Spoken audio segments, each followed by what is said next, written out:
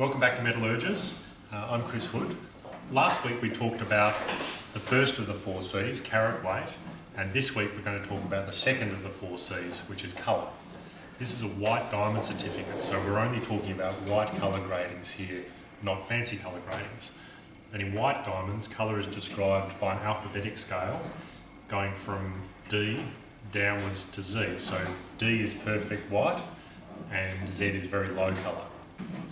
At Metallurgists, we only want to sell stones that are very, very white to the human eye. So we don't want any visible tone in our stones. That means we can only really sell the top 4 colour gradings, D, E, F and G. But it's a little bit more complicated than that because the higher you go, the more expensive stone becomes.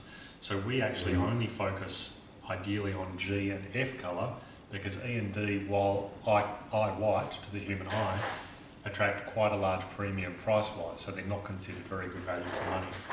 We are happy to sell them, but on request only, and we don't believe they're great value for money.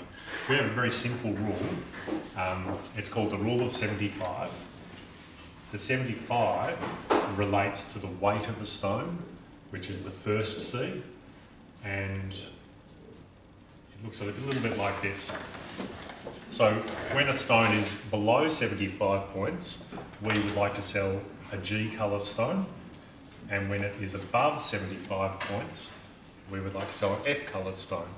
And the reason for that is when you have a large diamond of G colour, a beam of light travelling through that stone picks up more saturation, and a smaller stone in G colour, the beam of light travels a shorter distance and less saturation. So there's a line in the sand, which we call it 75 points, where stones under that are eye white if they're G colour, and over that you might start to see a tinge.